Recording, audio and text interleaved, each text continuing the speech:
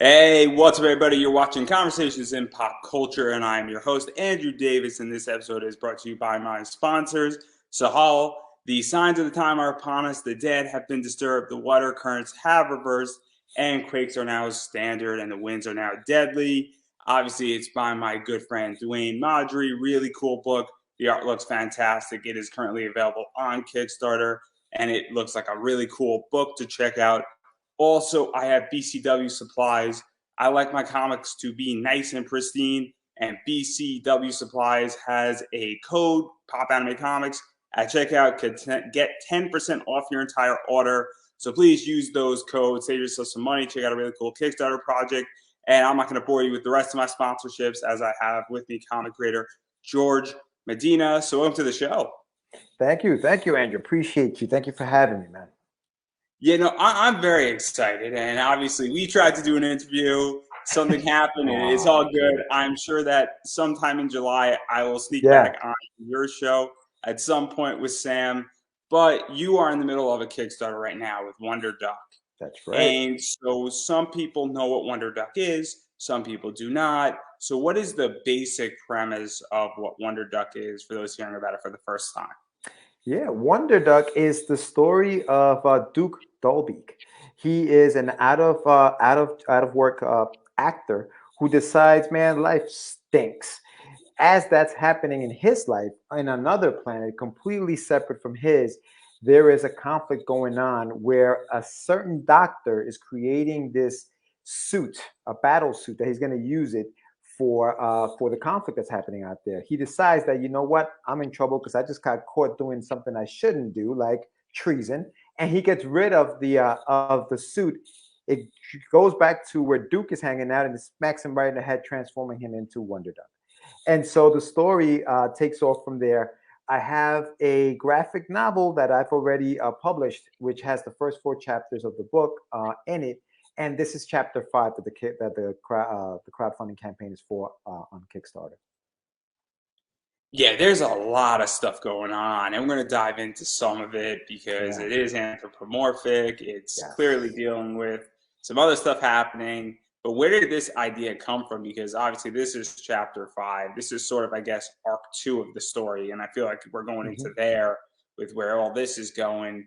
And how did this even come about and the inspiration? Because there's a lot of stuff going on with it. It started back in 1990. I was a kid who was obsessed with the Disney afternoon. I used to come home from school and I used to watch, the Gummy Bears and DuckTales and Darkwing Duck and Tailspin, all those things for hours. I would just come home and watch that. But the book, or the I should say the cartoon that really stuck with me, was DuckTales. And the one character that really grabbed my attention was Gizmo Duck for whatever reason. And so I decided, you know what? I need to have my own superhero duck, and I'm going to call him Wonder Duck. And so that's how the idea for Wonder Duck was born. It was basically just a copycat idea of this duck called Gizmo Duck. And as I got older, obviously, I realized I can't put this out, if I'm copying somebody else's work. So I gave him a backstory. I gave him a name, Duke. I gave this whole idea of a conflict happening between two planets. I created a planet called Planet Far Off, which is basically a play on words, meaning far off. So it's far off. I created Planet Führer with Fury in it, Führer. I decided those two planets are going to be in conflict. And so the story kind of evolved from there, man. It just evolved from there. Yeah, and let's actually dive into the story because there is 4 chapters Yeah. before this book, but I think you can jump into this book very easily and Mhm. sort of pick up where things are going in a lot Yes. of ways. And Yeah. you can sort of figure out who the good guys are, who the bad guys are. And obviously, I think whether it was intended to be a jump off point or a jump in point, you could jump in very easily. But there's really 3 stories that are sort of happening all at once in a lot of ways. Hmm. And Hmm. so obviously the graphic novel dealt with this doctor, Dr. Muse, and he created these suits. And obviously the planet and his own species is sort of being, I don't know if they're being invaded or they have Hmm. an enemy that wants to take them over. But Right. obviously he has some friends and some enemies.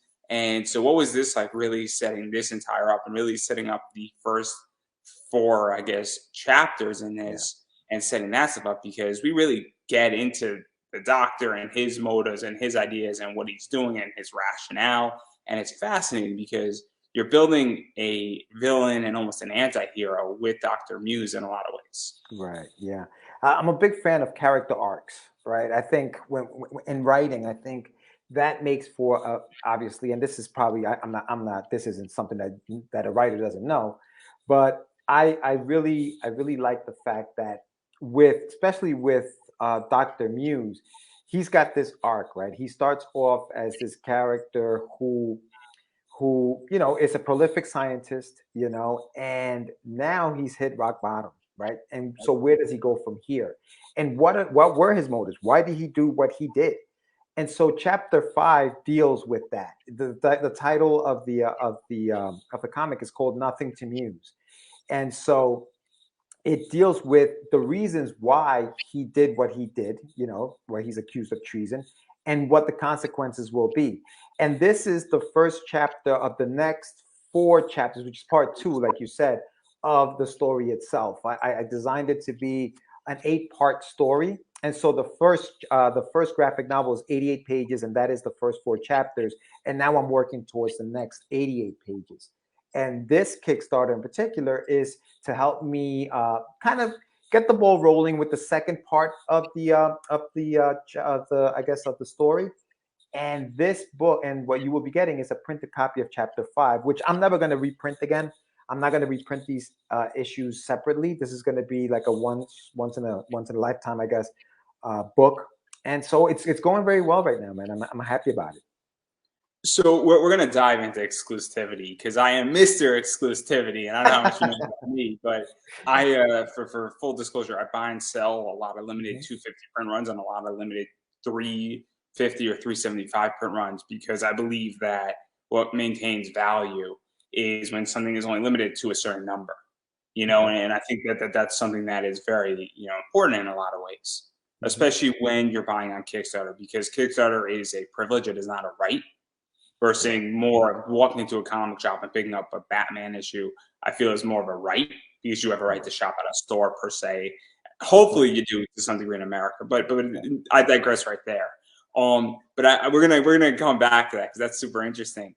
But I am curious because I really like Dr. Muse, and I'm a big WWE fan, and Paul Heyman has been asking the question at all these WWE sort of in commercials, saying, "Do you find good guys interesting?" And the answer is I don't, meaning that, and he also asks the other question, you find bad guys interesting? And the answer is yes. And so what is this like? Because Dr. Muse is a fascinating character. Oh, thank you. I mean, not to spoil anything, but he betrayed his own species. He's obviously out for his own motives. He might have other ulterior motives that might benefit another species. And then he also sort of regrets some of his actions in this issue. And what is this like? Because this is what creates a fascinating character.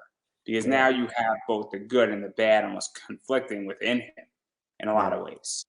Yeah, I was a huge fan. I mean, obviously, as a kid, I was a huge fan of. Okay, you know what good is, you know what bad is, right? Superman is good, Lex Luthor is bad, and that's it, right? And as a kid growing up, reading comics and all of that, I was happy with that. As you get older, you realize, or at least I realized, that life is full of grays. Not everything is black and white.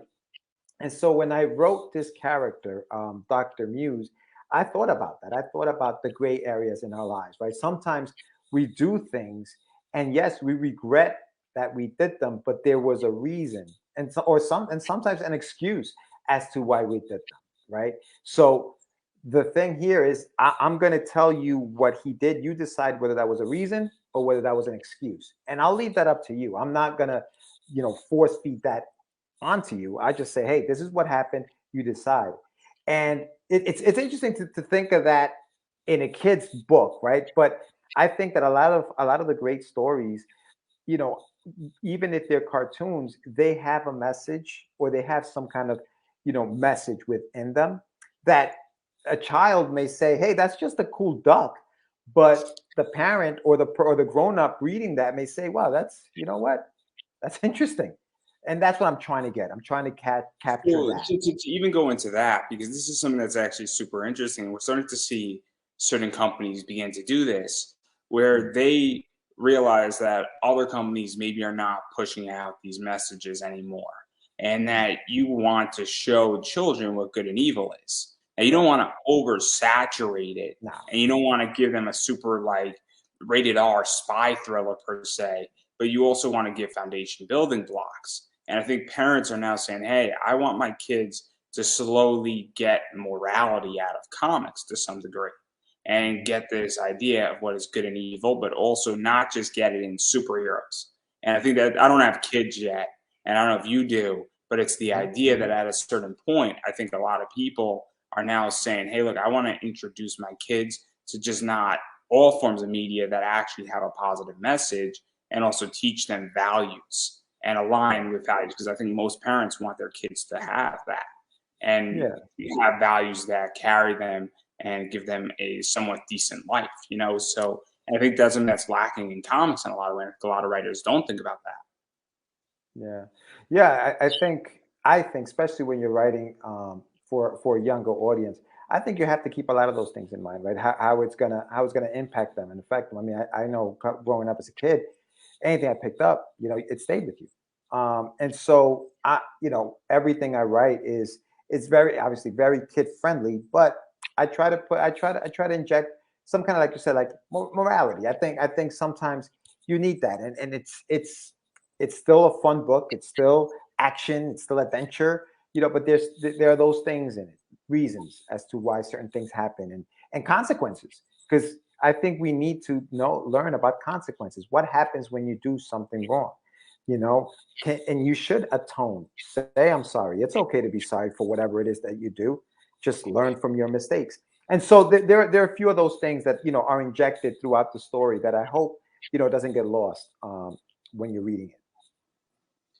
Yeah, and I think this is something that is very interesting, and obviously we don't know, or at least I'm not going to spoil what happens to Dr. Muse, but it is evident that something sort of takes place on the planet, and there's a pretty serious consequence Mhm. for his actions, and obviously he's dealing with somebody who also broke a contract, and I think it's Radimus or Yes, yes, yeah, Radimus. yeah. Hopefully I got the name right on that one. You did. That was spot on. And so obviously there's that entire thing and how he wants to go against this planet and how he's also a villain, but I don't think he is so black and white either per se. Hmm. I Right, think that right. there's a rationale behind what he is doing at the same Correct. time. And so Yeah. it's very interesting what's going on with these two. And even just I guess the ducks and the rat, for lack of a better word. Yeah. Yeah. And so it's very interesting. And then that kind of throws into the entire thing where obviously Dr. Muse was supposed to give Radimus the suit. What was the entire thing? I think that that's pretty evident.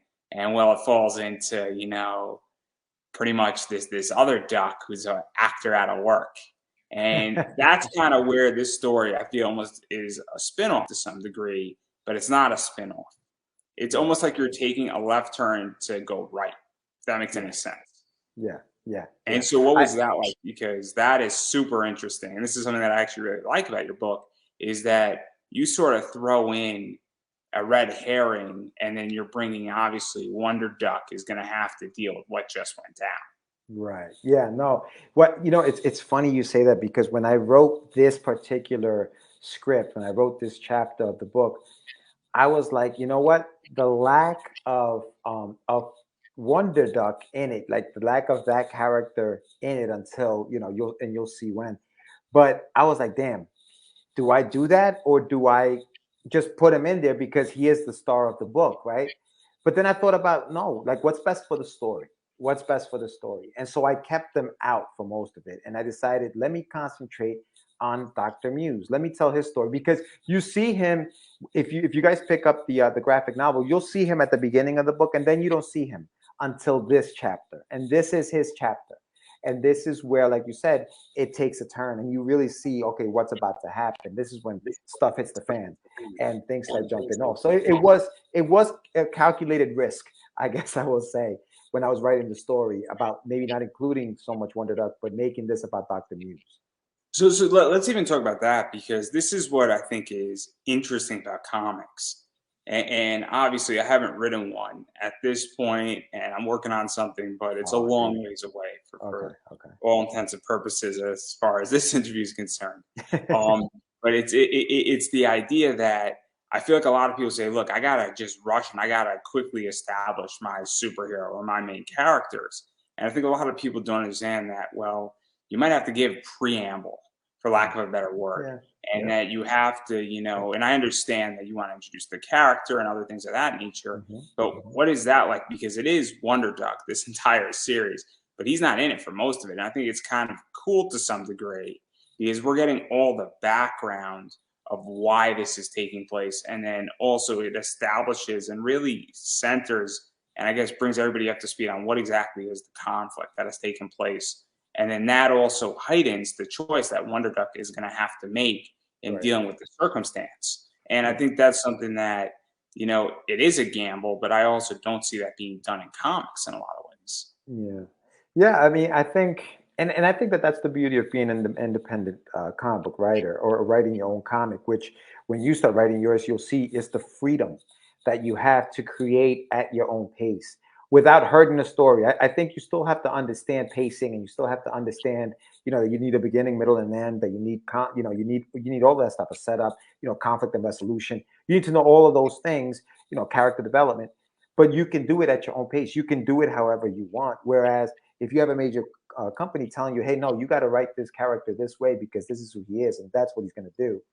You have shackles on you when that happens, and you can't exactly tell the story that you may want to tell. Or even if you tell the story, it gets changed in the editing. The editor in chief picks it up and says, nope, can't have that. We're going to change this. And now you have a whole different story. So, no, this is the beauty of being an independent creator, man. It's the freedom that you have to create and do what you want. And also, I think it's the idea that you also, I mean, and you touched on it, where you do have a lot more time to Hmm. build something out. Hmm. And then you also have the Yeah. ability to also go along the idea of saying, hey, I can take a risk because this is my capital. And also, I think people on the independents Yeah. also are expecting something different, where they are expecting that background and that source material way more than, not to throw DC Comics under the bus, but DC Comics has been around for over 80 years. You Right. don't need to give the technicals on Batman anymore.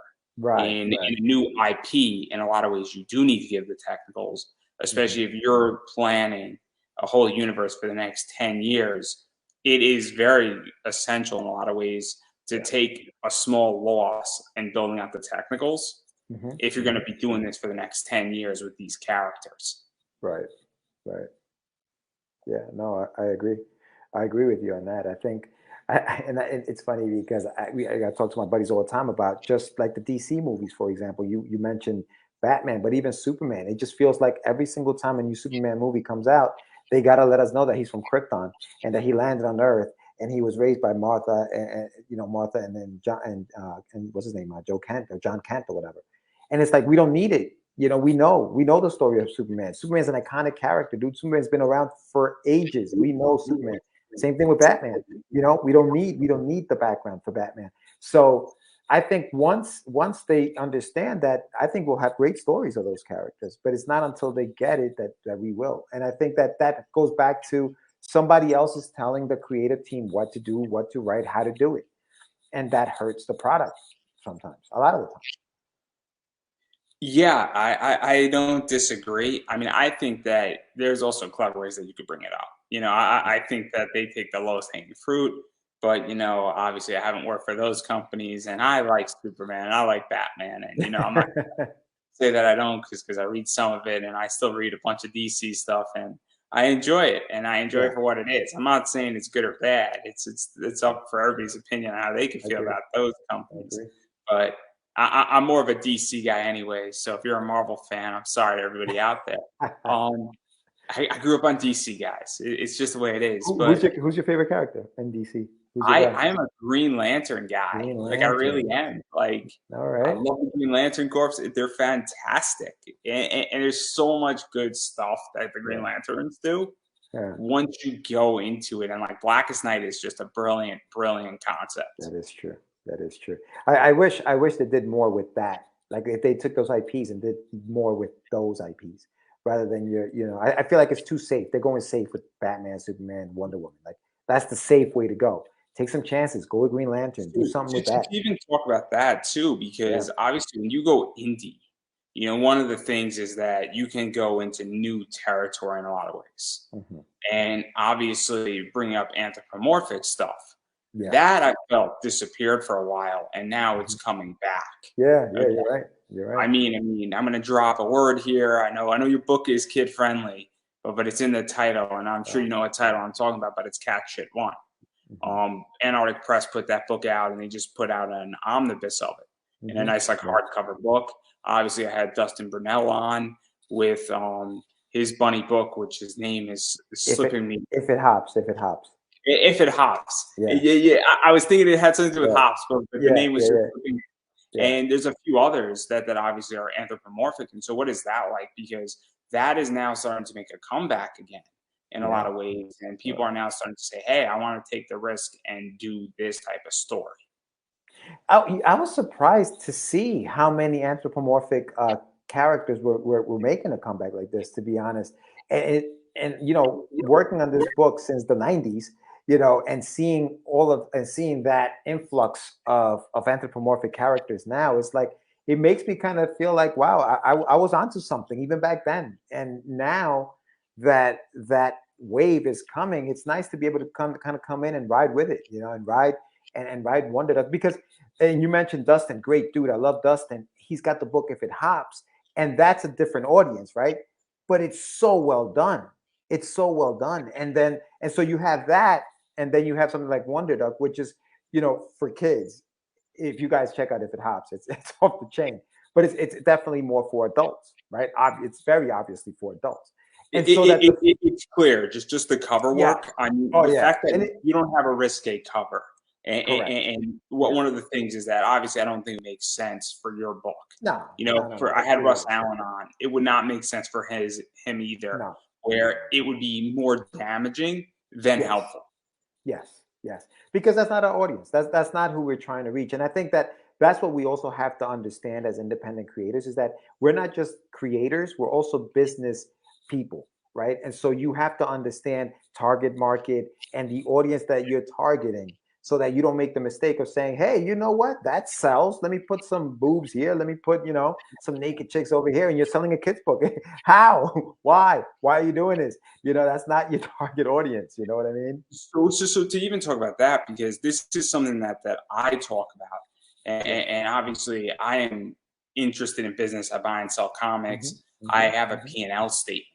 And I don't know about anybody else in the comic industry, especially in the independents, but all this is a small business. Whether Yeah. you're doing a $3,000 Kickstarter or a $50,000 Kickstarter, it is a business. Sometimes the business is a little bit larger, or sometimes it's smaller. But also, I know people who don't know how to manage money at Hmm. all in this industry and don't understand.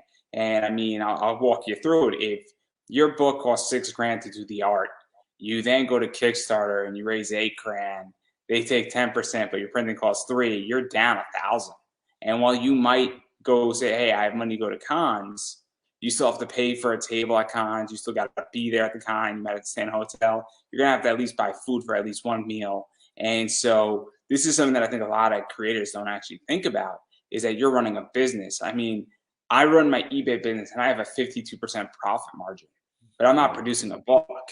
I just have really high margins with what I sell and what I resell because it's a science. And there's a reason why I'm very skeptical to produce a book because it is very tricky to actually make a profitable book or even come to within $500, I feel, of breaking even rather quickly.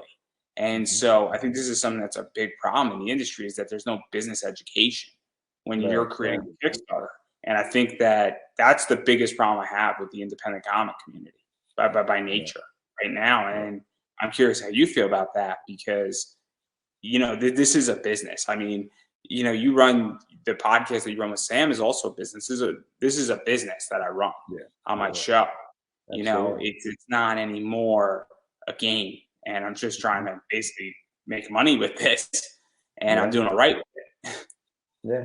No, I think that, like what I was telling you earlier, I think we do have to understand that, yeah, we created these books and we created these stories, and we're comfortable behind the computer, and we're comfortable behind a pencil or a pen, digital pen, whatever it is, typewriter, typewriter. You're typing these books out and you're comfortable there. That's your comfort zone. But what happens is, once that thing is finished and produced, you have to become your marketing team. You have to become your accountant. You have to become, your finance guy. Like, you have to be all of those things in order for this to not just be a hobby at this point, but actually be, like you said it, a business, right? And I'll throw something out, and I hate to interrupt. yeah, Break even. So right, with my show, yeah, I'm not looking to make millions of dollars. I'm looking to break even or maybe make $100 over so that I could cover expenses. So once my StreamYard is at covered, the once my least, podcast stuff is covered, right, right, once if I need a new camera, once all that stuff is covered, I don't make money through my podcast. I make money through other venues that the right, podcast is in association with. But I'm right, trying not to lose money. And yeah, so I don't have a problem. Somebody says, look, I want to produce a comic and I'm just trying to break even. That's a perfectly legitimate position. And I'm not here to knock anybody for that. But I think people need to say, look, my goal is to do $9,000 so that I can produce issue 2 and do 9,000 again. And I'm not making any money on it, but I'm not losing money. I think that's a big problem as well, where it doesn't have to be a business, but it has to be treated like one, or it has to be a business.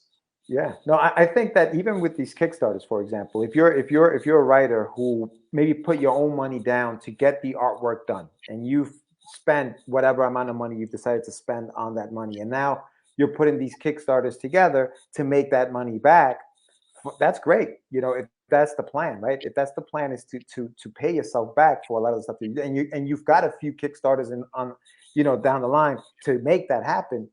Yes, that is wonderful. I think, and what, to your point, Andrew, is when you start hurting yourself in the pocket, eventually it's going to run out, and you're just going to fizzle out because the money's gone and now you're gone. So in order to avoid that, you have to have a plan, and you have to have that mindset of, okay, how am I going to make this money back? What am I going to do to make this money back? Have a plan, a business plan. It's like business 101, like, you really need to have all of these things, right? And understand. Listen, a lot of the stuff, like, for example, a perfect example, you sent me the little thumbnail that you were going to use days in advance. Why? Because we want to promote the show, right? It's promotion. You have to think like this. You have to plan ahead. You have a show coming up on the 12th. I was getting stuff from you a week in advance. Hey, George, this was going to happen. Here's the link. I'm ready to rock. I'm not waiting for you to send me that link minutes before. You understand what I mean? So these are the kind of steps that you need to take. And I guess it's a mindset, not just a mindset, but you have to be disciplined to do these things, because you can easily fall off the wagon if you're not working in this space, if you're not doing it that way. So yeah, no, it's a good example to do that.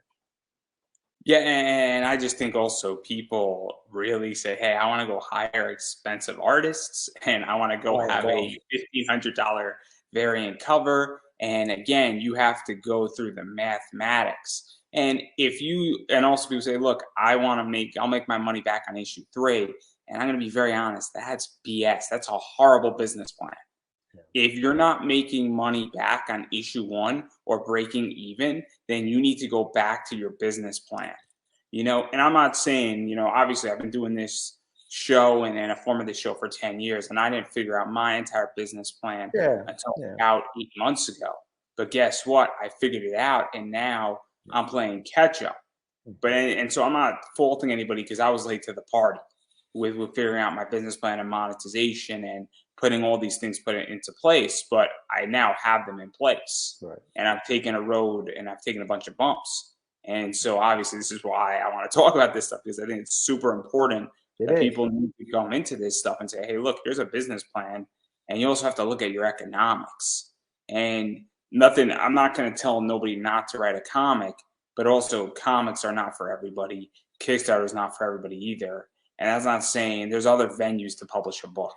in a Yeah. lot of ways. Yeah. No, and you know what also I think, and I've had this conversation with plenty of my indie friends, is like comic books are a means to an end to me, I think. You know, comic books is just a way, and I think you should have bigger plans for your IP rather other than just printed comics or even digital comics, whatever you want to do, because that's to me, and Todd McFarlane said that the best too, is like, and which is the reason why he was so successful, is because even though he had spawned such a great book, he knew that that wasn't going to be the way he was going to make his millions, right? He needed he needed not just a comic, but he needed action figures. He needed a cartoon or something on TV, or in a movie. And so he went after those things. He went after all of those things and didn't just stay. He still prints his comics because that's what he loves to do. That's where he came from. But he understands that that wasn't going to make him the money. And I'm not saying that if you got to be in it for the money. I'm just saying if you want your IP to grow, I don't think that comics is the only place it should stay. And that's just me. I mean, that's just how I feel about I'm going what to I'm doing. challenge you a little bit on this statement of being in it for the money. And this is how I view it. Yeah, yeah, So yeah. I think you should always be in it for the money. Yeah, And let you me know what? explain why. That's so funny, dude. Go ahead, go ahead, Andrew. Because if I'm in it for the money, what that means is that, so in order for me to get you to buy what I want you to buy from me, I have to produce a product that's good. Yeah. I have to produce a product that's worth more to you than what you're willing to pay. So if you have a $5 book, I need to bring you $6 of entertainment value, which means that that's going to be a better product. So in order for me to get rich, I have to provide you a superior product than the person sitting next to me at a con. And so if you're in it for the money, I think that translates over into producing a better product, because now I have to earn your dollar.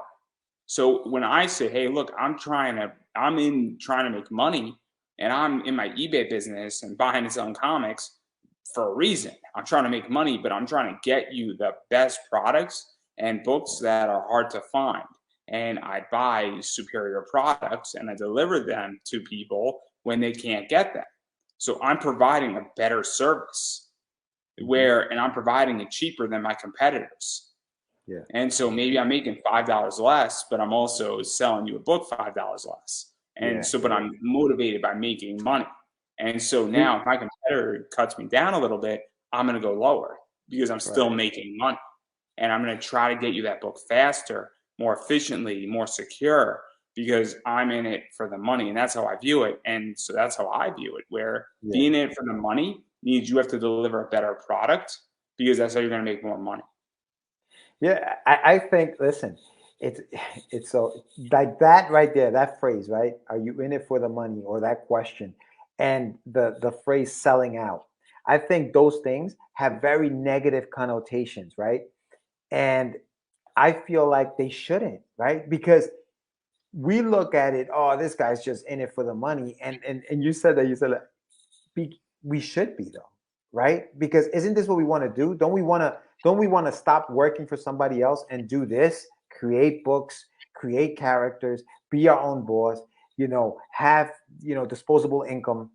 We're getting royalties, or we have whatever. Don't we want to do that? Isn't that what we're in it for? We're in it for the money. So yes, that's one of those hot phrase questions that people like get offended by, like, oh, you think I'm just saying, no, it's all right. Same thing as selling out, the whole selling out thing, right? What does that mean to sell out? What does it mean to sell out?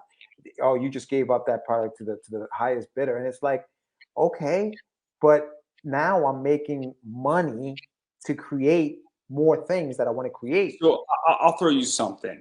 I've had this discussion with Tom Rash of all people, and obviously there's a character, Black Alpha, and what if somebody offered him $500,000?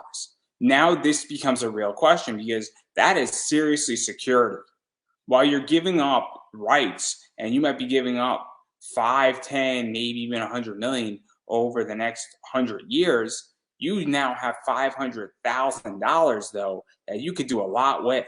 And I'm an investment guy, so I know where to put 500,000 to turn that. That's the thing, Andrew. You know what to do with that money. Some people don't. $500,000 could be done like that. You know what to do with that money. But my whole point where I'm going with this is that if you don't know what to do with it, Yeah. You know what is, find somebody who does. True. And they'll charge you a 2 to 4% position, Yeah. but your growth will be far exceeded that. Right. So the whole point I'm going with is that this becomes an issue where creating stability, because I've had conversations with other people and they're like, well, if somebody wants to buy my character for 50,000, I'll go create another one, you know, because that's the whole thing.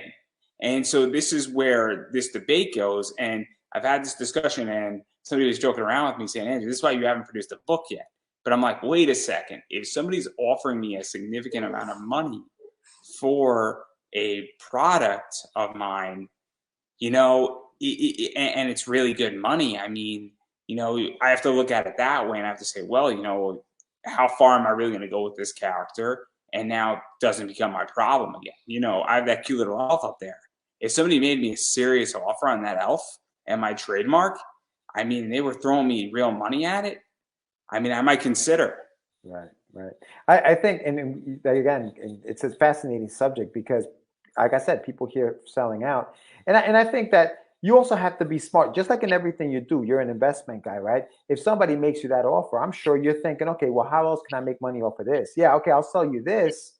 Maybe you don't sell the entire rights to the project. You negotiate something, some kind of back end deal or something to keep, whether it's your producer on the book or somehow you're attached to it so that if it does take off, like they're thinking it will, then you are getting something out of that deal as well. So but there are different ways. You understand what I mean? What I'm saying is like, I think you have to think that way and not just say, when I say, oh, selling, I'm not talking about somebody gives you $50,000, you never see that anything from other than the $50,000 they gave you, and now they make $5 million off of your own project. No, that's dumb. You know what I mean? Like, you don't want to do that. You want to find a way to say, okay, if these guys are offering me that, let me see if somebody else will offer me $100,000. You understand what I'm saying? Like, I think you have to kind of like start. If there's some worth, somebody saw some worth in it. There's something happening here, something brewing. Let me look around and see what's going on. Oh, I agree. But the point I'm getting at, I think we're getting here anyway, is the idea is that, you know, once you start creating something, you have to understand what it's worth. And you also have to understand where you are. Yes. Oh, did I lose you? Uh-oh. I'm back. Oh, there you are. Okay. Cool. So as I was stating, if you're 80 years old and you have a 5-year-old baby, you know, you got a 5-year-old, and I don't know why you're 80. I guess you're having a great time in your life. God forbid, you know. But the idea is that, and somebody's offering you $1 million for your IP, and you're smart enough that you're going to put that into a trust fund for your kid, it might make sense at that point too. And so this is where it gets all very interesting. And look, though, I don't have a problem with that because I get it. I completely understand it. And, you know, this is the whole thing is that, again, I mean, it's also the idea that the book I'm working on might go into a bigger brand of mine, and it might be more vertically integrated versus horizontally integrated, which is a whole different discussion where all my businesses are horizontal. They're not vertically integrated. They help each other horizontally, but and the basic premise of that is that a vertically integration means that all your businesses are tied together and they're all connected and they're all pretty much under one roof. All my businesses, between my eBay business, this business, my website, my other podcast, they're all separate entities and they're all funded in different methods. Be it outside, they're essentially outside investments come into those businesses and build those businesses. So if one of them, I can spin off one of these things and not worry about the others being affected. Is the end result. So, but it's really interesting, and I'm always curious about how people feel about this because this is something that just fascinates me. I hear you, man. Yeah, no, it is fascinating. And again, it's you have to, going back to putting your business hat on, you have to have these conversations, and sometimes they're not easy. I mean, not a lot of us are good with money. You know what I mean? So it's always good to have with money. What a shocker! It's always, so that's why it's always good to have, that person or that, or that advisor to help you with some of these things, especially when you're ready to sign some big money. If you get discovered and you hit the jackpot, man, you're going to need people or a person that you can trust that can help you, navigate through this world of finances in the business world, you know. Yeah, I've learned very interestingly that obviously I'm a stock guy, I'm a crypto guy. I don't want to talk about it. It's been a rough day. I will just say this: I do not own any Luna. Thank God I do not own any Luna because that thing was bad. If you don't know what's going on with that, it is May 12th. In the last 4 days, it has fallen 97%. So Listen, I don't know what Luna is, but I know 97% down is very bad. it is the most fascinating thing in the crypto world right now. Legitimately, I think almost like $8 to $10 billion has been wiped out in 4 days. Just Yo. It's crazy. What? It has nothing to do with what's going on with the economy. There is a bigger problem, Right. there is a problem with the coin internally versus the economy, where everything is beat up by about 6 to 8%, not 97%. Fascinating story. If you're watching this, look up. Obviously this is May 12th. I'm just putting it out there. And it is a fascinating story to look at and what happened. And I am massively confused how this even happened. That is freaking nuts. And I am well knowledgeable on this position, but I agree that I think all you people in comics need help, and you all need like a financial guru to help you. Yeah, no, seriously, man. Oof. Damn. I mean, I know the lawyer to go to with the comic book stuff. It's Gamal. and there's a few others. There's a few others. Obviously, if you Google contract lawyers, you can find a lawyer that will help you with a contract very easily. Yeah, no, sure. But the Gamal is not the only one, but he is one of the most outspoken. Everybody should go read his book on all of this. They really should. It's a good book. I've read pieces of it, and it's a very helpful book. Is all I'm going to say on that point. Yeah, but even going further, because I find this stuff to be fascinating in a lot of ways. And talk about selling out, and I absolutely sell out. You want to sell out? Yeah, we're going to talk about your rewards in 1 second, but I do have an ad from my friends over at Cowabunga Comics. Really cool things. So we'll be back in 30 seconds, and then we're going to dive into rewards and a bunch of fun stuff. So we'll be back in 30 seconds, everybody.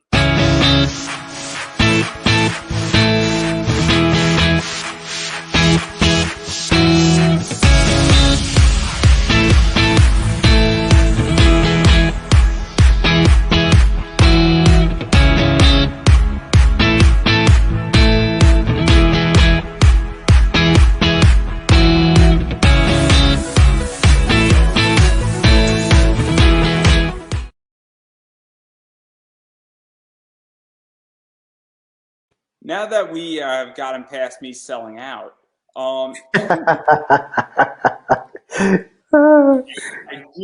do want to talk about rewards actually, because this is the part that I actually really like.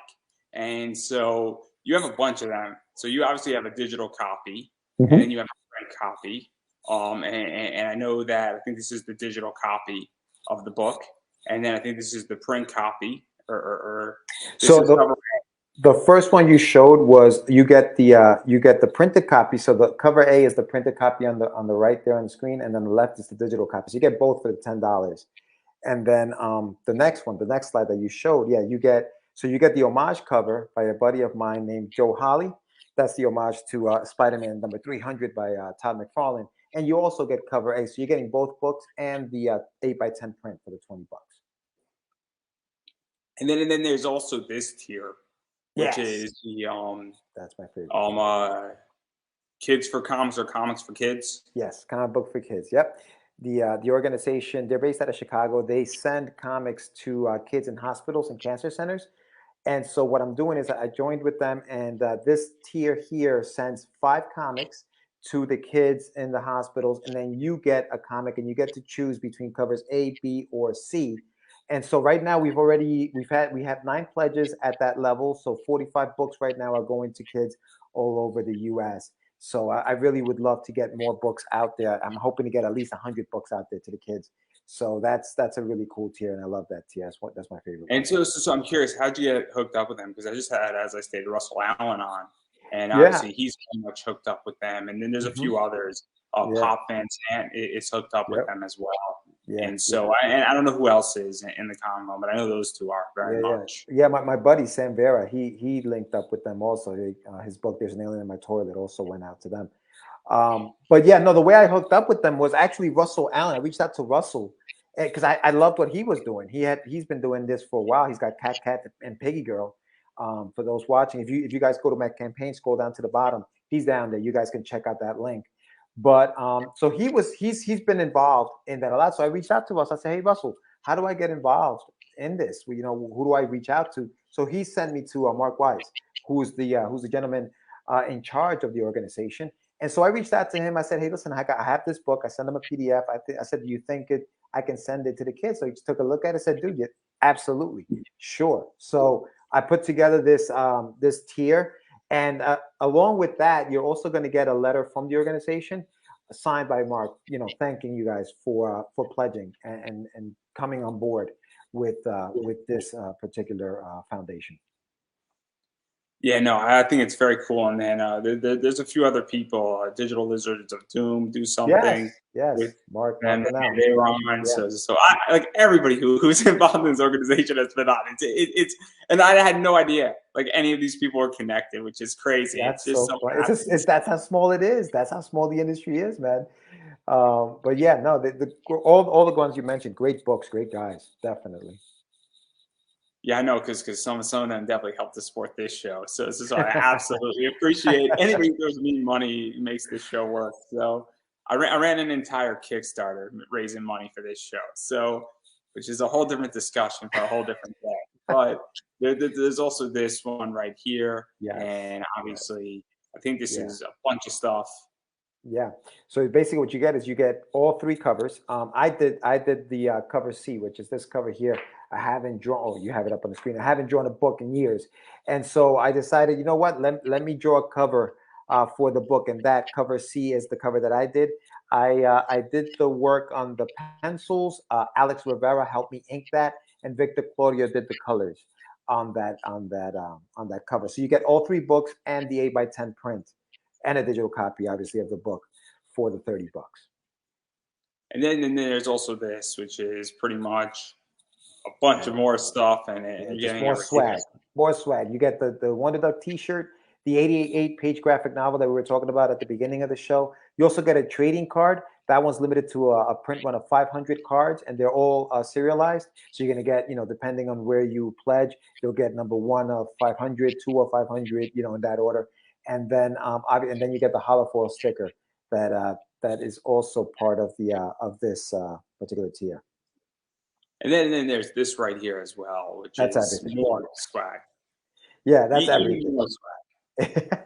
Yeah, the only thing that's added in this one is the flash drive. So I'm a writer. I sometimes I go places. I'll go to maybe a buddy's house or maybe even the library, and I forgot my laptop and I have an idea in my head. So I bring out my flash drive that I carry with me, throw it into the computer, type away, and save it. So this flash drive is a 2 gig flash drive that you get with this tier. Just for my writers or even my artists out there. I mean, 2 gigs isn't that much space anymore, but you can maybe save a couple of images on that traveling flash drive with you. So that's what's on this particular tier here. And then there's some other stuff too. Obviously, there's some stretch goal stuff, which is right here. That And one's unlocked. That one I was couldn't unlocked. find a better one that didn't have the unlock on it. No, I that's all just right. Yeah. No, it's all good. So this one's been already unlocked at $2,000. It was unlocked. So everybody will get all the prints are 8x10. So they fit comfortably in the mailers that I'm going to send out to you guys. You guys can put them in frames and do what you got. I'll show you guys once I show you the $4,000 goal what you can do with those.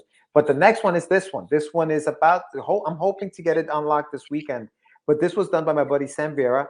It's an homage cover to a Superman cover here, and it's again 8x10 print.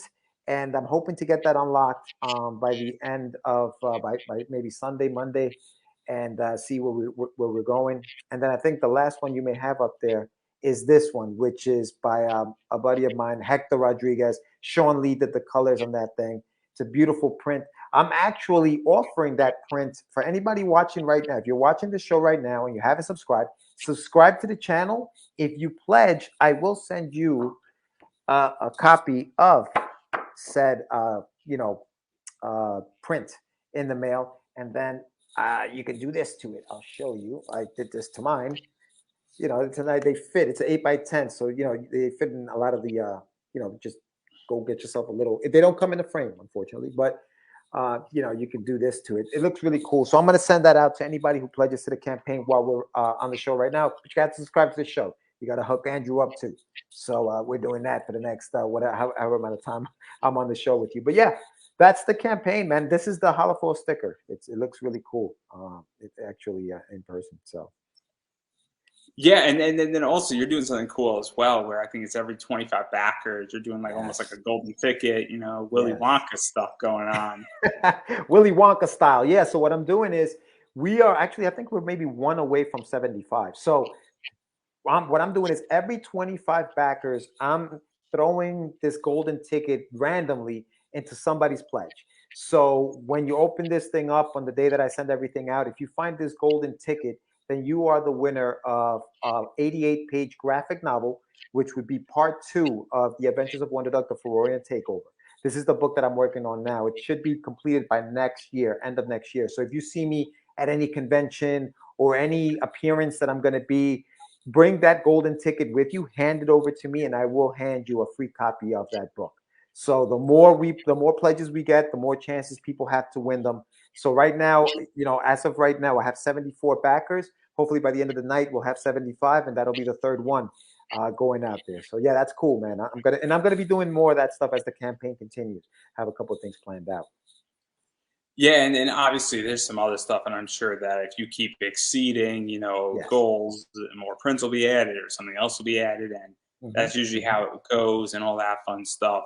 But I do want to back out of your campaign and circle back to what we were talking about knowing your audience, exclusivity, and things of that nature. Because obviously, you're not going to do a new book with this series, at least.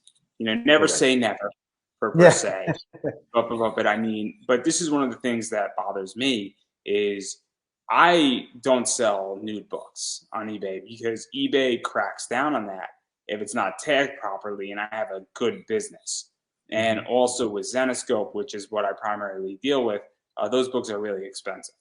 And the rate of return is not where I want it to be, but it's also the idea that I don't want to be cracked down. I don't want my account suspended for 3 days, a month, or permanently banned. And if you take one step wrong, they will hit you hard. And so it's not worth it to me to sell that. And also I like to share things out on Instagram. And I'm not going to go share a nice pair of tatas on Instagram that's not clothed. Because again, they will hit you hard. And if you've built up a following, even if it's a small one, all that is gone. And so one of the things is that, what is that like? Because I feel like I just want to give everybody nudity books and big-breasted women. And it seems to me that it's almost disingenuous in a lot of ways. Right. And it also feels like people don't know their audience. And while they're selling variants, I don't know if they're selling their book, if that makes any sense. Yeah. So I think that so exclusivity is interesting because it's kind of hard. Okay, so let me see. What I say? How do I say this? So as would you like me to throw it a little bit more? Where would you like to give? I can tell you what I think, right? Yeah. This is what I think about variants, right? Anybody can go hire a top artist who's worked for any major company. That does not mean your book is going to sell. So the reason why a Zenescope book retains value is it's Zenescope that's been around for 17 years. If they have really good art, they book really, really good covers. They also have some incentives, and they've built a loyal fan following. If I'm to go hire Paul Green, it could very well be that book sells out like crazy. Right. Because maybe I booked the greatest cover and I actually understand how to utilize Paul Green appropriately. I feel a lot of people, they'll go hire a Paul Green or an Ebas or a Sun Kumanaki, and I don't think any of those people are going to mind me using their names. But they don't necessarily know how to book them appropriately, because I hate to say this, but I think a lot of people in comics do not know how to book covers. I really think they don't know how to book a cover. And then booking a cover that will sell out quickly is a very, very important. and it's a skill that takes years to fully utilize and hit a home run every time you book a cover. And so I don't think exclusivity is just by itself effective. I think Yeah, maybe if you have a 1 in 10 medal, you might have an easier shot at massive exclusivity. But if you have a 250 print run or a 200 print run or a 100 print run, there's still 100 of those books out there. And if it's not a great cover, you've got a lot working against you. I don't know if that helps you in your thought process on how yeah. I I think. think when you think about, when I think about exclusivity, right? I think, okay, what's exclusive? What does that mean in this campaign? And I'm just talking about for the campaign, right? If it's exclusive to the campaign, I should never see this anywhere else, you know? And to me, sometimes the way to do that, and I've been thinking about how to make something exclusive. And you obviously you'll have your certificate of authenticities that you can throw in there with the book and stuff like that. But also, okay, but what else? What if I lose that piece of paper, right? How do they know that this book is exclusive? And again, to the campaign, because I think that's what we're dealing with here, right? When you're talking about exclusivity in Kickstarters, it's got to be for the campaign. So I'll give you an example. This book, for example, right? I'm serializing it. So inside the book itself, I have this is a proof, so I don't have it. I don't know if you can see it. You see that blank line there, zero Yes. or blank of blank, series 1. So what makes that book exclusive to this campaign is that series 1. If you don't see that series 1 at the bottom of that book, then it didn't come from this Kickstarter, and therefore it's not exclusive to the Kickstarter. And that's when I'm talking about exclusivity, I'm talking about just for the Kickstarter. When you're talking about exclusivity outside of that, right? Like think about all the number ones that were printed of Spawn, for example, right? You think I have a number one, but how many of those books were printed? Millions of those books were freaking printed. So some people have 10 of those number ones and they're just sitting there. How exclusive are those now? Because there's so many of them, right? So I think that's kind of like that line that you told and even as an indie. I mean, listen, I may not, I have what, 74 backers right now. Out of those 74, how many bought this book? What? Let's say 25, for example, right? And that's all I have. That's all that buy that. So now you're getting 1 of 25, 2 of 25, 3 of 25, series 1. Let's say, for example, I said to you, I'm never printing this book out again. It's just for this Kickstarter. But somehow somebody says, hey, man, I really want that book. And I'm like, all right, let me print that another run. That run should say series 2. It should not say series 1 anymore. It should say series 2. Otherwise, everything I promised those people on the Kickstarter about how exclusive that book was has lost all its value. You know what I mean? So I'm going to be printing a book, and I'm printing either 3 or 4 SKUs. So Right. of 200 a copy. There you go. Once I'm out of my 200, I'm out. But guess what? I'm only releasing 180 of each of them, and then the other 20 of each of them will slowly be released. But 10 of them are going to be kept somewhat in my collection for a certain amount of time, and maybe 2 will come out a year, and then I'm going to keep like 1 for myself. Maybe I'll give 1 to my mom and dad, and maybe to certain friends. Maybe I'll auction off 1 for a charity. But I'm not going to reprint that book with that cover. Right.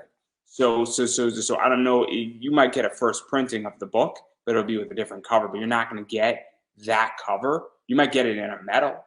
You might get it in a holofoil, but you're not going to get that type of book ever again in that standard. You might get it in a gallery. You might get it in a print, in an 11 by 17. So you can get the art, which I think is different, But my whole thing about exclusivity is when I back a Kickstarter, I want to know that there's a limit to how many of these are out there. Yeah. And that's my issue with Russ Allen's project a little bit, where I get what he's doing and I'm all for it.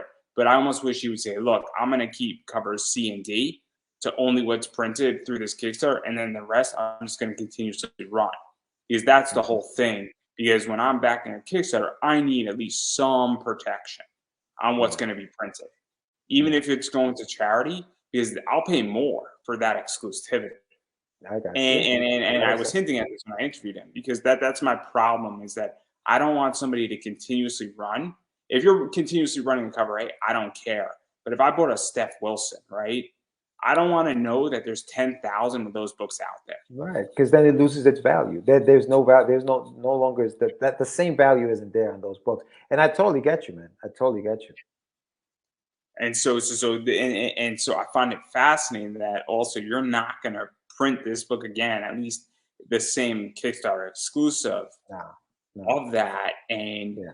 because let me ask you, this is actually my question, is that moving forward outside of this, are you going to come back to Kickstarter for chapter 6, or are you going to go straight to graphic novel? Yeah, I'm not planning to come back for chapter 6. I'm planning to come back, and if I do come back, it probably would be for the graphic novel. But to come back, that's not the plan. And again, I'm saying that right now, and then something changes. But as of right now, as of this interview right now, talking to you right now, there are no plans to come back with a 6. No, there aren't. I'm not planning that. I'll tell you this, and I'm going to be very honest, very candid about this. Running a Kickstarter is hard. It is hard work. Oh, don't Okay? you don't get to talk. You just get attacked on yours. It is so to do this, and I get hats off to everybody who does that. I mean, listen, Sam is getting ready to put out number 2 for this Nail in My Toilet. Daphne Lage, she does these things she does them like so many times a year. JD Calderon, like these guys, they are beasts when it comes to this stuff. I don't know any of these people, man. Who are these people? Dude, that's Sam. You keep mentioning him. Who is he? Sam, you had him on the show, Sam Vera. You know him. That's the joke. I've had Sam on. You've had them. These guys are beasts, man. They're putting stuff out. And so as of right now, I'm gonna tell you, there will be no chapter 6 as of right now. Absolutely not. You mentioned something, and I have to ask you because obviously I ran Kickstarter, and I'm going to come back. And I ran Kickstarter for my show, and I got hatred for it, but I personally don't care because I was asking money to be on my show. And you know what is? Screw it. I funded, and the people who hate me, this is my response to you. If you're paying to be at a con for a table, then you're in what is known as pay to play. And it's no different than this. It's just you're choosing what you want to pay to play on. And you cannot attack me for saying, hey, it's pay to play. I'm sorry. You're a hypocrite. And I don't really care if I get flack for it. I'm going to be on Pop Van Zant's CromCon talking about this very issue where it's just what you want to pay to play for is the world we live in. And it's all right if you don't want to pay and play with me, but you can't attack the concept.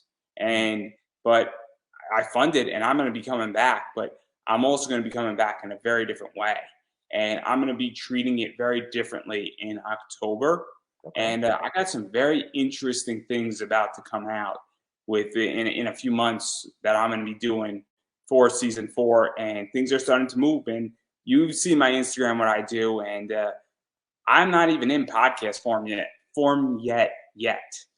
But you know what it is? It is hard. It's exhausting, and it's very, very complicated, and it takes a lot of energy to run one. It really does. Yeah. And the reason why I say that too is because I do want to focus on finishing the book. And if I'm promising you that I'm going to have something for you to see me at the end of October next year, I have to concentrate on that and not. And I'm a one-man show. Well, not a one-man show because I'm not drawing them. I do have a group of artists, and I want to give a shout out to them before we come off. But those guys, they're going to be working on the book. But I do want to focus on finishing this project before I commit to doing another Kickstarter and saying, hey, I'm going to do this. So yeah, I mean, listen, I commend anyone, and dude, good luck with your next one, because it's a grind, bro. It's a grind. I have some very interesting things going on, and I'm also learning that what people want, and what people want, they don't want to pay for, but you're going to pay me for it. So I know how to consult and build somebody's business essentially, and a bunch of people have already asked me for it, and there you go. And the reason how I got roped into my Kickstarter is people were like, we want to support your show, and we've been on your show a bunch of times. You should run a Kickstarter, and we'll back it. That's how this started. Oh, gotcha. That's how this started. I didn't want to do it. Gotcha. And crazy story, but I digress. But it's also not what I really want to do. Where I really want to do more comic book investing stuff. And I'm coming to the conclusion where I just want to reduce my costs with my show, So because the more I can reduce my costs with my show, the longer this can last, and the less I have to spend out of my money and out of my pocket. So if I get 80% doesn't come out of my pocket and only 20 does, it means that this show can last longer. And that's the whole thing. And that's what I'm really looking for, where I don't need all that much money to operate this show. And that's what my goal was, $750. And that was because I had external sponsors and sponsors come and go. But that's the whole thing, is that I'm just trying to reduce my costs by definition, which I think makes sense. Yeah, it does. It does, man. It's not. This is not about me. This is not about me. Oh man. But I was curious about that, because one of my things about Kickstarter is that I understand Kickstarter is a very, very cool business play for people. And now it's becoming a business tool for a lot of people. But if you're producing comics, don't you want to get off of Kickstarter? Because my theory of Kickstarter is that it's supposed to kickstart your project versus being a dependency. And it seems to me that it has become somewhat of a dependency, and it has become somewhat of a cycle. And when you start talking to people, and we were speaking about business, I hear about people's P&Ls, and their P&Ls are a nightmare. And they are not necessarily profitable on their books, yet they're doing $25,000 in Kickstarter money, or $30,000 or $35,000. I'm like, how are you not profitable? I don't understand when you're doing X where you're not really growing, or your expenditure is growing with you versus staying the same. And so I'm very curious how you feel about that, because that's how I'm viewing it. And maybe it's a very narrow interpretation of it, because I haven't produced a book, and obviously I'm new to Kickstarter, but that's what I'm seeing over the last 2-3 years. I mean, listen, I think that as many revenue streams as you can find, go for it. Like, if you're finding that your Kickstarters are growing every single time you put a Kickstarter. If you did your first Kickstarter and you were funded, 50 people decided they were gonna invest, and then you do your second one and you have 100 people backing it, and your fan base is growing, then by all means go for it. If it's not, then you need to check to see, okay, what am I doing wrong? Is this now, just like you said, a dependency, or am I really growing? And so I think it's all about the growth. If you're growing and it's making you money, go for it. See, where I think is happening is that I think people are growing, but I also think that their margins aren't growing. And that's the whole problem I think is going on, where somebody might get another 50 backers, but they're not bringing in any new money, because those 50 backers cost the same as the 100 backers, just with plus 50, if that makes any sense. So if it costs $5 for every backer you bring in, and you went from 100 to 150, you brought in another $250 more or less, but your expenses went up to like $240. And like, I think that's the whole problem that's going on. And that's why it's becoming a dependency, where you're not breaking, saying, I now bring in 300 backers, where they're not bringing in enough backers to drop their costs down by $1, which increases their profit margin. And I think that's the whole problem that's going on with a lot of people right now. Yeah. I mean, I don't know what their numbers are, and I don't know what they're doing internally. I know JD's numbers, but that's not the point. But if that's what's happening, then then you're doing something wrong. Then you should be doing something on top of Kickstarter. You should be doing something else to help you balance whatever it is that you're doing. Because sometimes what happens too is, I think, we talk about the word exposure sometimes. Like, it's good exposure. It's good to get the project out there and stuff like that. And sometimes investors may want to see numbers like, hey, you have 500 backers on your campaign. People are digging this thing, let me invest some money in that. So there could be that. They could be using that angle. I don't know. I mean, I'm not going to speak for anybody else. I know that for me, I'm telling you right now, this campaign was a very tough campaign. And I'm grateful for everything I've already accomplished on it. But it's tough, dude. It's tough. And in order to run it correctly, I think me personally, I need the time to do so. So I need, a good 6 months prior, with at least 3, but I'm going to say 6 months for me, just to prepare for it. I wouldn't be able to do it and have this, level of success if I decided, damn, I made that much money. You know what? Next month I'm coming back, and my goal is going to be 3Gs, baby, because I did it this well this time around. I think I have to be, you know what I mean? Well, one of the things that I'm trying to get people to think about is that you should be in trying to get on 4 to 6 shows every single month, and you should not be in Kickstarter mode. You should be not when you're running Kickstarter. You should be in media mode constantly, and you should be getting on a bunch of shows. And something that I have to do. I used to do it a lot more. I'm not in comics, but I used to be on about 6 shows a month. I'm talking about money and investing and other things, and it was very good for my brand. And You talking especially about because conventions, or you talking about like show, like actual like podcasts you're talking like about? Or? podcasts Okay, and radio shows and things like that. And gotcha, the gotcha. idea is that it's the idea that instead of taking the approach where I'm going to get on 90 shows when my Kickstarter's on, you're on a lot of media every single month naturally. Gotcha. And so all of a sudden, when your Kickstarter goes on, maybe you add another 30 shows on there. Yeah, that's a good But strategy. you have everything in play. And this is something that I think a lot of people don't understand. Yeah. And I even think marketers don't understand it. So that's a big difference in how I think, and that's what I'm shifting to. But right now, I have a bigger thing on my plate tomorrow. I have a job interview, everybody. Fingers Good crossed. luck, buddy. Good luck. Good luck. On Monday, I'm going to start getting back into doing interviews, but I have to survive my job interview, and I'm going to ace it. I got this thing in the bag, and very much in the bag. So that's something that I'm super stoked for. Good. But I do want to give you an opportunity because we've been speaking for an hour, 10 minutes. And obviously I want to give you an opportunity for self-promotion. Where can people bother you? Where can people hit you up? Where can people go and find their dinner if they would like to? Because I heard duck is delicious at this time of the year. No, ducks are very, very cute. I love ducks. They're so cute, and they swim oh so nice. And a mommy duck and all the little ducks are following. Oh, it's adorable. But I digress. Where can people back the campaign and all that fun stuff? Yeah. So if you want to follow me on social media, go to Instagram. I'm at this. It's on the screen there. Get_your_meds. You can go to my website, which is probably the easiest way to find me. Getyourmeds.com. All of my information is on there, and you can definitely check out some of my other stuff that I have there. I have another book called Rust 5377 that you can pick up there. I have a whole bunch of other things on my website that you guys can check out. I also wanted to give just a quick shout out to my artists that are out in the Philippines, Studio 9 Lives. Make sure you give them a follow. Their link is also on my Instagram, and their website is studio9lives.com. Big shout out to them. Big shout out to everybody who's helped me out with the project, all the artists and everything like that. But yeah, definitely. You can find me at getyourmeds.com. Probably the easiest way to find me. If you're on Instagram, on Facebook, or on Twitter, just look for Get Your Meds. Type that in. You should be able to find me.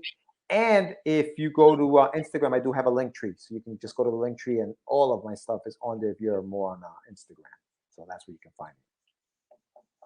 Yeah, and I'm just going to keep saying it. I've been saying it for almost 3 years, and I'm going to keep saying it. You have to support indie comics and indie content creators. And the best way how to do that is actually backing their Kickstarters, their Indiegogos, their crowdfunding platforms, their Patreons, their PayPals, their Buy Me a Coffees, all that stuff. And obviously, George has a Kickstarter running right now. So the best way how to support this book is actually backing the Kickstarter.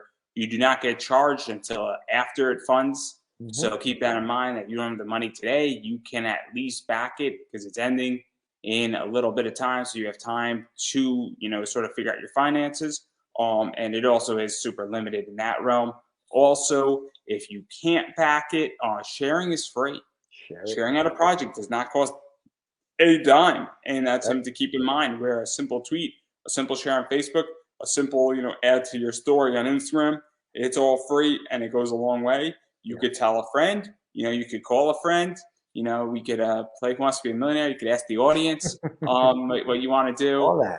But all jokes aside, obviously sharing in any capacity really does help a project, because obviously everybody's at different economics and different realms. And sometimes you're in a circumstance where you can't back a project, but again, you could share it. It goes a super long way. So I recommend everybody at least share it. And if you do back it, then you should share out that you backed it, because that just gives it more confidence. That's right. As far as I'm concerned, obviously, I appreciate shares, likes, pushing this out there. If you would like to advertise with me, you can email me at andrewdavis@hotmail.com. I have very, very affordable rates. I have some cool stuff. I'm actually in the process of building out basically my media package document. It's in a Word document because it's the most accessible. I believe in making things accessible for all people. So obviously that's something that if you would like to advertise, you're more than welcome to check that out and email me again. It's andrewedavis@hotmail.com, or bother me on Twitter @PopAnimeComics. Bother me on Instagram, PopAnimeComics. You guessed it, it's Pop Anime Comics on Facebook. I will answer there, and pretty much any social media where you're watching this. Any of those things down there below, you could hit me up on, follow me, all that fun stuff. And I do have some cool stuff as well, where I have this t-shirt that's up there. So I love Gundam, so you could buy my t-shirt. This is my metal card. These are super limited to 121 of these. My friend DJ, who's the cosplayer, sold out of those, I believe, or we might have like 5 left. And then I have this one, which is exclusive to me. She's very attractive. I just don't want her to kill me. That is something I don't want to wake up with a knife in her hand in my bed. So, but those are limited to 50, and those are on eBay as well. They are $15 a pop. DJ is $10. And depending on how well we do and how fast we sell out, that image with this one in particular will not be reprinted ever again. But Exclusive, baby. What? Exclusive. Exclusivity. That's what we're talking about. Very much, very much. He's actually an up-and-coming cosplay star who has gained a lot of attention. And I was lucky when nobody was looking at him that I snagged him, and we have a relationship. And but I digress right there. Obviously, use BCW supplies, 10% off. You know, bag and board your comics, especially if you're a Kickstarter and you're sending me them. Bag and board them and save yourself some money because inflation sucks. But that's all I got for everybody out there. Obviously, check out all my stuff. I appreciate the support. All that stuff helps to support this show. And on that note, I'm going to give you the final word. All right. Well, everybody, thank you so much for tuning in. Make sure that if you are watching the show, I am going to have the links on my website for this show. At the end of the campaign, I will be sending you guys a survey. It's important that you fill it out so that I know where to send your stuff. So make sure that you look for those surveys in the email address that you gave to Kickstarter when you signed up. So make sure you look out for those. I'm going to be asking you guys when you sign up, or when, you know, at the end of the campaign, I'm going to say, hey, were you watching, say, for example, Andrew's show when you pledged? And if you say yes, you're getting one of these bad boys. But I'm also going to be checking his numbers to make sure that he did get subscriptions. So you got to make sure you subscribe. All of that's going to happen. I appreciate you, Andrew, for having me on. Thank you for the conversation. Thank you, everyone, for watching. Please pledge to my campaign. Go to getyourmeds.com. They're on the screen on Instagram. My link is on there. And go to Kickstarter and Google, or go to Kickstarter and Google. Go to Kickstarter, search for the Adventures of Wonderduck, and, you know, check it out. You know, give it a shot. And I don't think I could have said that any better myself. Obviously, subscribe to my channel, guys. I appreciate it. And he'll get you a print, and it'll be great. And I believe that's a wrap, everybody. Peace.